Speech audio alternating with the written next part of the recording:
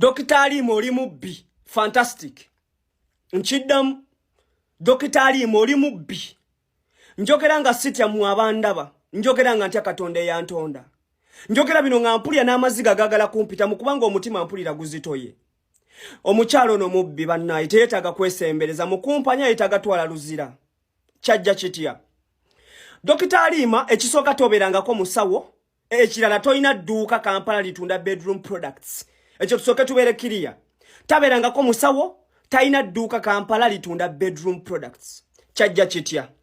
Nina omukyala mukwano gwange bambi aludde nga njagala ebbanga. Omukyalo oyo yatuukirira Dokitali mu inbox ye nga Dokitali akyali mu kyeyo. Jukira Dokitali bwe yali ku kyeyo ye mukazi eyawanga advice abakazi banne mu nsonga z'omu kisenge. Nakubuli engeri gy'olina osalamu olubuto, nakubuli engeri gy'okufunza ennyindo, ndowooza mubijjukira ebiseera ebyo. Katono omukyala mukwano gwange kwe kugenda mu inbox ye n'amugamba nga nakulabye oyina marketing skills ennyingi, nungi nnyo, nsobola okukozesa.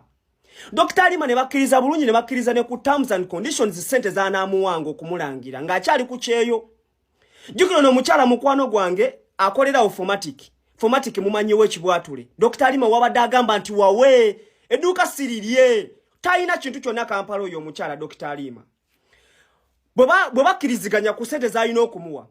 Dokitali laba bwe yazza emisango egyo yagiza gye yali abeera ne bamudipotinga. Mukimanyi bulungi Dokitali badipotinga mudipotinge. Dokitali bwe bamudipotinga ne bamuzza mu Uganda nga tayina wakusula, tayina wakubeera, tayina wakuli, tayina kyakulya nga tayina ali ku zero ekyo kyamusala.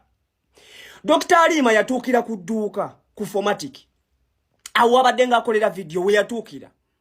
Dokitali omukazi n'amwagala nga yali tamulabanga kugwe gwali gusoose. Omukazi n'amwagala, n'amukkiririzaamu, n'amusembeza nga bwe yansembeza, n'amuyingiza mu family ate Dokitali bonyiza ngenda kuleeta ebisinga wano kubanga gwe okimanyi nkumanyi nnyo from A to Z. Nkumanyi from A to Z. Olwamaliriza Dokitali munnange ne bagreedinga n'omukyala ne bakkaanya bakuriyetinga ne page ey'okubiri ejo badde bayita Dokitali 2 wadde yakyusa amanya ngenda giteekawo mugirabe. Dokitali nga buli video gy'ateekayo asasulwa. Dokitali badde akuba bulango wabula si ye nannyini business. Ng'omulimu gwo gwa kukuba bulango era ng'asasulwa okukola ekyo. Wabula nga yo omukyala yamuleka n'amuwa ebbeetu yeesomenga bwe yeesoma nti eddwaliro lirye edduuka lirye naye nga si lirye.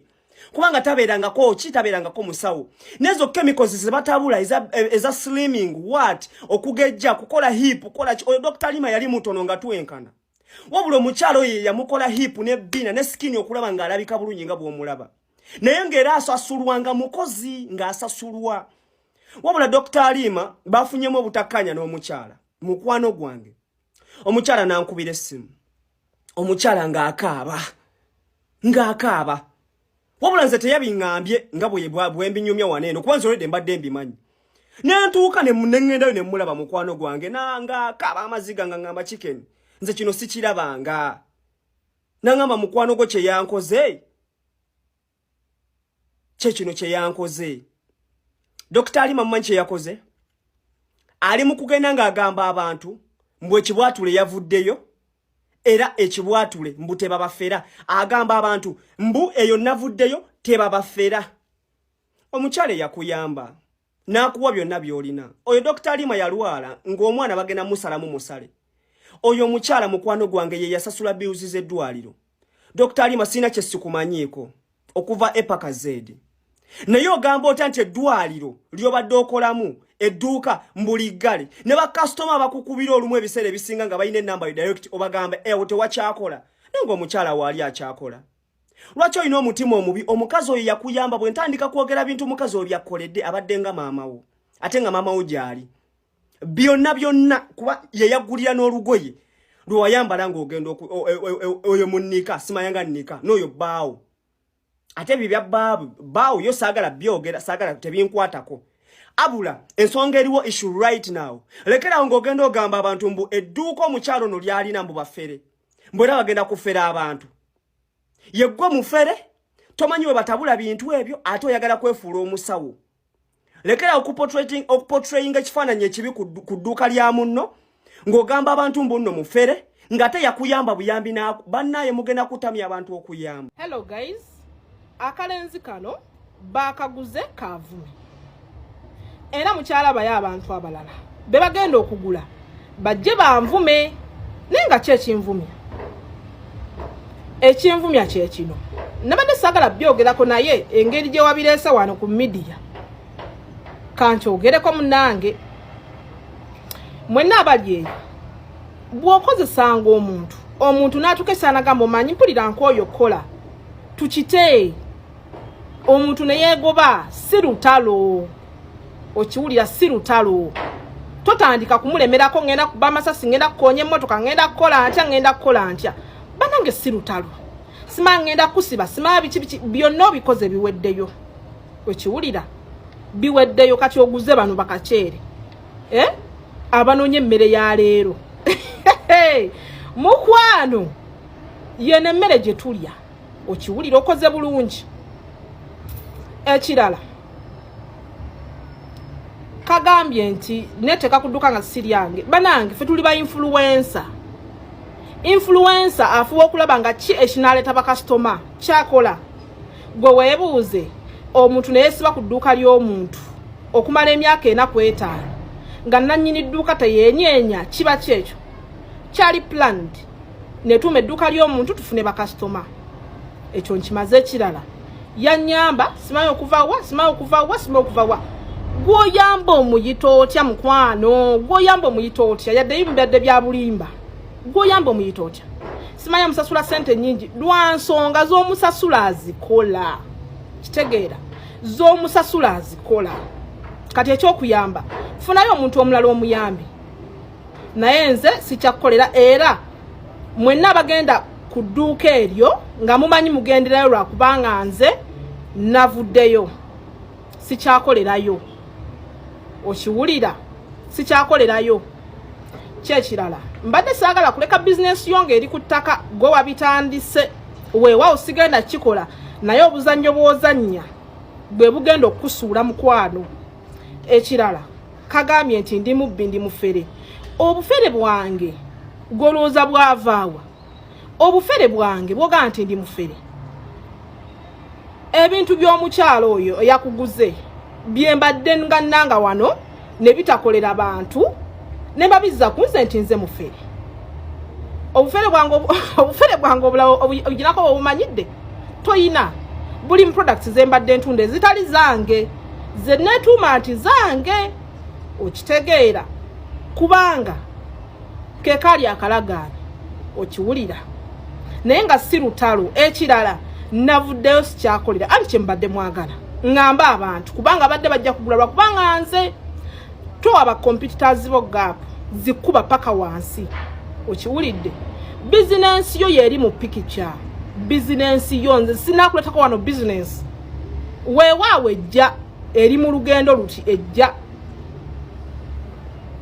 ekirala yogedde kyawo tewali kyendabawo nga kirina amagezi naye bonna ogenda bagula naye tunuulira bizinensi ogenda girekawa kubanga bonna abakomentinga mu video ze bakola nti ndi mufere products si zange edduuka si lyange bakuba gwe nti ebintu byo tebikola omuntu wagamba nti bade nkoyo kola tumulemerako mukwano ndowooza mwena mukitegedde munnange ndi mu lusuubo bagenda kunkuba amasasi oba bagenda kunkola ekintu lwakugamba nti banaye neegobye ku mulimu okiwulira ekintu ekyo naye nga banange eno yokka ye peegi yange omuntu akubuzaabuza mpozi nga nvune ne bagamba nti kano ke kapeegi kange akato okiwulira ekintu ekyo naye nga bonna ogenda bagula bagweyo bagenda kuvumira ennaku 8 bibe nga tebikya training ffe tuli ba content creator that's why tubadde wano each and every year kati funa influence omulala akukolere bye. Dr. Halima nzija ntya okubanga nkolaganako naye mu ngeri emu oba endala yali yeetundira mu kibuga kye tuyita Nagirani bwatyo abasudani ne bamuyingirira ne bamubba era obutambi bonna abaaliwo by then mwabulaba. Dr. Halima nadda ku zero nadipotingibwa nadizibwe Uganda nga talina kyalina engeri gye yali nti yali akola n'omukyala eyalina edduka ku Formatic Mall yeri yatugamba nti lirye. Dr. Halima bwe yadda yagenda n'atuukirira mukama we ne beeyongera okukola okuva 2022 Dr. Halima lwe bamudipootinga n'adda Uganda. Bazze bakolagana okumala ebbanga eryo lyonna. Dr. Halima nze gwe njogerako yonno. Ate mwe muyinza kubanga gwe mwogerako yono gwe mulaba kati. Dr. Halima bw'atyo bwe yali afaanana. Yali omu ku bantu abalina kye tuyita skin embi wano ku TikTok. Bwe yatandika okukola n'omukyalo yamuweerezanga products okuva Uganda ezimusanga gye yali akolera. Bwe batyo ennaku nga 2 emabega bafunye obutakkaanya ye ne mukama we gwakoze naye okumala emyaka 5. Yavudde n'atandika okutegeeza ensi nga products ze we zitakola. Dr. Halima, products za boss we zibanga tezikola gwe zabakozesa zaavaawa. Kubanga tutandika okulabanga obonaabona ne skin embi ng'okola n'omukyala wo ku Formatic Mall. Edduka lye wali ogamba nti liryo. Banange mbadde mbasaba. Bw'obanga ofunye obutakkaanya ne mukamaawo naddala mmwe abakola zi endorsement nze siriimu kubanga nze sikozesebwa. Mutuulenga wansi mukanye. Bw'oba osazeewo okulekulira lekulira mu mirembe. Dr. Halima social media no ye yamusindiikiriza okutuuka okufumbirwa omuntu atali mukwano gwe. Just okwagala okulagako social media nti akoze kye baagala. Mwe mulowooza nti ffe tebatukwana. Mwe muli balungi nnyo muli bakitalo nnyo mulowooza nti ffe twadiba. Olaba n'omulalu tadibangako. Lwaki okola ensobi omulundi ogwokubiri oba ogwokusatu? Kubanga omuntu yenna ng'oli single mother ekyakutuusa ku bwa single mother olina ensobi gye wakola okufuuka single mother. Either wafumbirwa omuntu nga si mukwano go n'otatwala budde kuyiga muntu oyo n'oconceivinga mangu n'osalawo ozaale bw'otyo n'ofuuka single mother. Tuli ku mulembe nti kati social media yerina okubanja olubuto. Tuli ku mulembe nti kati social media yerina okubanja okufumbirwa. Bw'otyo n'opakuka ku lwa pesi y'abantu n'ogenda n'otomera damage n'osinziira eyo n'okaaba. Ate n'otadda ku social media kubagamba nti munnange obufumbo gye mwansindiikiriza okugenda okufumbirwa byagaana navaayo. Tuli ku mulembe nti ogenda kufuna olubuto lwa pesi ya social media ozaala omwana nga ku social media abaakusindikiriza bonna abaakusabanga omwana teri gosobola kukubira n'akuweereza kipaketi kya pampa. So ba tiktokers twezuule abo abasajja baagala tukozesa bamale batulekewo tumanye tufuuke ekisekererwa twala obuddebo. Dr. Halima embeera gy'olimu nsaba ekitiibwa Allah agikumalire kubanga yamanya akazito ke yakuteekako. Naye mu mbeera yonna gy'olina weesonyiwa bizinesi ya mukamaawo. Alaba kakutte. That is a KY lubricant. Eyo lubricant ekozesebwa naddala bano abakazi abeetunda. Lubricant mumanyi kye kitegeeza. Bano abakazi abeeryamu n'abalala okureducinga friction mu. So obwo bulaga obufere ekirala. Ngenda kuleeta National Drug Authority obeera kyanja mu maka g'omusajja gye wali wafumbirwa wavaayo. Kati olina omusajja omukadde obali myaka nkaaga gy'obeerawo ekyanja amanyiwo bulungi nnyo.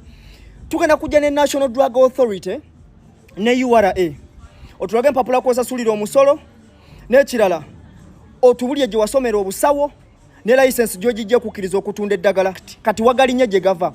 Mukazi gwe obbye abantu bangi. Nkiddamu obbye abantu bangi. Omusajja yali eyakola nika wamubba n'oleka ng'edduuka lyonna olibbye eryengoye erya gomesi lye wali oga nti otunda gomesi. gomesi zonna wazibba n'ozitwala ye Masaka ne national ID z'abaana ne passports n'ozibbiramu so baba wakana kyangu nze ngantula ku pano ne baawo abu eyali baawo kuba kati wavaayo n'omwana tamulabangako in fact wavaayo wafumbirwa kati so nsobola okutula ku pano naye nannyonnyola ensi bw'obanga kyoyagala muwala genda mpola relax